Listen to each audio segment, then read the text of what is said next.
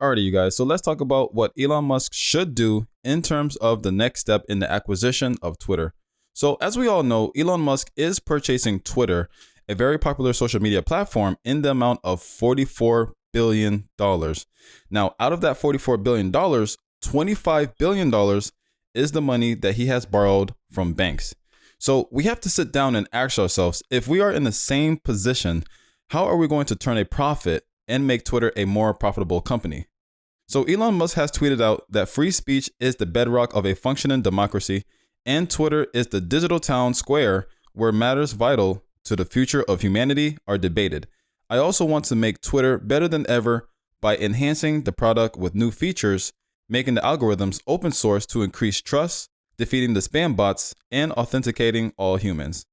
Alrighty, so now step one. If we are in the position as Elon Musk and we are taking over Twitter, what should we do? Well, the first thing we should do is we would have to terminate everyone's position. Because you see, the thing is that everyone in the Twitter ecosystem already has their policies and their ways of doing things.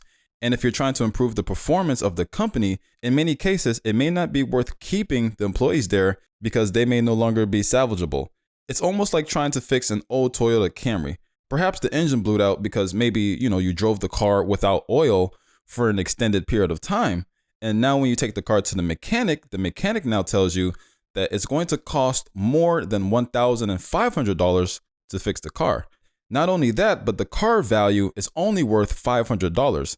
So at some point, you'll just have to get rid of it and buy yourself a newer car, because fixing the problem of the car will be more expensive and it'll be much more cheaper to just simply start over and get a new one. Now, this is the approach Elon Musk should take as soon as he takes over Twitter. There is no need to change the company's culture because the damage has already been done. It will be less expensive to just start over and just fire everybody. Alrighty, now step two. What is the next course of action if we are in office? To begin, we must be honest and understand how Twitter generates revenue. Twitter is a social media company that relies on advertising to stay financially afloat. In the fourth quarter of 2021, the company reported advertising revenue of $1.41 billion out of a total revenue of $1.57 billion. So being in this situation, we have to figure out how to keep Twitter profitable while still striving to achieve our goal of free speech. Elon did advocate for the removal of all advertisement from Twitter, claiming that the power of corporation to dictate policy is greatly enhanced if Twitter depends on advertising money to survive. All right, now see, the thing about free speech is that as a whole and as a human, we want to openly express what we believe and what we see in order for favorable changes to occur. Free speech allows us to discuss important points of view and to take action. However, there is a potential issue that could arise. If the goal is to allow free speech on Twitter, there will be a conflict with advertisers who may not want to advertise their products and services under a race comment, for example, because it will make the company brand look bad. Enabling free speech may reduce Twitter's revenue.